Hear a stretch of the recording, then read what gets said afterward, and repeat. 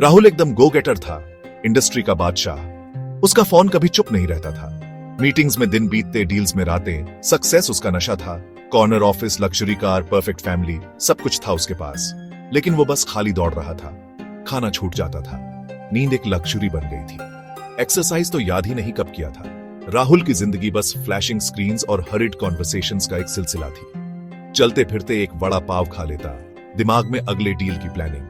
Weekends थे तो बस काम निपटाने के लिए, आराम करने के लिए नहीं। वो जानता था कि वो खुद को निग्लेक्ट कर रहा है, लेकिन अगली बड़ी जीत हमेशा बस नजदीक ही लगती थी। फैमिली वरी करती, फ्रेंड्स समझाते, पर राहुल टाल देता। सब कंट्रोल में है, ऐसा वो सोचता था। लेकिन एक रात देर तक काम करते हुए राहुल के सीने में दर्द हुआ। उसने सोचा बदहजमी है, इरेगुलर खाने का नतीजा।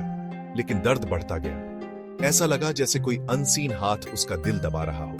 डर, ठंडा और अनजाना उसे घेरने लगा। वो अपने फोन की तरफ बढ़ा। इस बार कोई डील फाइनल करने के लिए नहीं, बल्कि मदद के लिए। एम्बुलेंस का सायरन बज रहा था।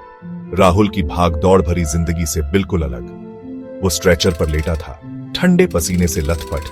दिल तेजी से धड़क रहा था। आसपास के चेहरे धुंधले हो रहे थे। उसकी दुनिया सिमट कर बस उस डरावने पल में रह गई थी। डॉक्टर की बातें उसके कानों में गूंज रही थी। Heart attack, stress, lifestyle.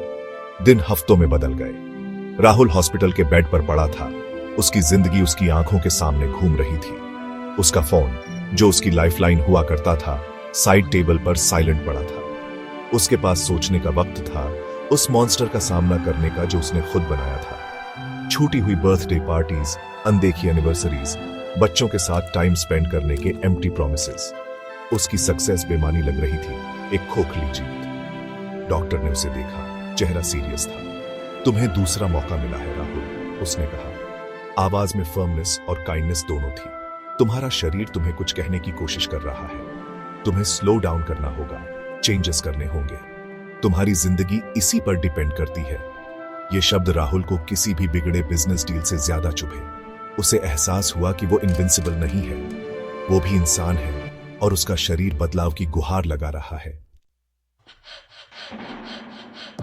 Recovery का रास्ता लंबा और मुश्किल था। राहुल ने छोटे स्टेप से शुरुआत की। छोटी वॉक से शुरू में शरीर ने विरोध किया, फिर धीरे धीरे एडजस्ट होने लगा। उसने घर के खाने का मजा फिर से जाना, हर निवाले का स्वाद लिया, शरीर को पोषण देने पर ध्यान दिया। नींद, जो कभी लग्जरी थी, अब जरूरी हो गई। रिचार्ज और रिजुविनेट करने का टाइम। उसने ना कहना शुरू कर दिया। लेट नाइट मीटिंग्स को ना, अननेसेसरी कमिटमेंट्स को ना, हर उस चीज को ना जो उसका और उसके फैमिली का टाइम चुराती थी। उसने काम दूसरों को सौंपे, अपनी टीम पर ट्रस्ट करना सीखा।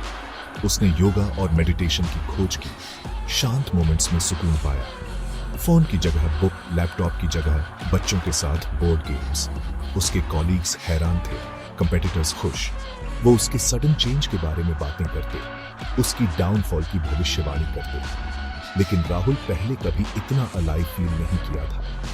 वो कॉन्वर्सेशंस में प्रेजेंट रहता, काम में एंगेज्ड, और सबसे जरूरी, वो अपनी फैमिली के लिए था। उसने सक्सेस के नशे को एक और कीमती चीज के लिए छोड़ दिया था, पीस। बदलाव साफ दिख रहा था। राहुल की आंखें, जो कभी स्ट्रेस से भरी रहती थीं, अब जिंदगी से चमक रही थीं। उसका वेट कम हो गया था, लेकिन एक नई एनर्जी आ गई थी।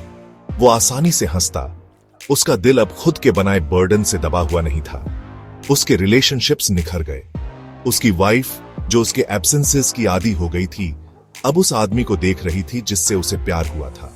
उसके बच्चे, जो उसके अटेंशन के लिए तरसते थे, अब उनके पास एक ऐसा फादर था जो उनके साथ खेलता था, उनकी स्टोरी सुनता था, उन्हें रात को सुलाता था। हैरानी की बात यह थी कि उसके काम पर कोई असर नहीं पड़ा, बल्कि वो और अच्छा हो गया। उसका दिमाग अब साफ और फोकस्ड, इनोवेटिव आइडियाज का सोर्स बन गया। उसने अपनी टीम को इंस्पायर किया, एग्जाम्पल से लीड किया। ये प्रूव किया कि सक्सेस और वेलबीइंग साथ साथ चल सकते हैं। राहुल की कहानी होप की एक किरण बन गई। इस बात का सबूत कि चेंज करने में कभी देर नहीं होती।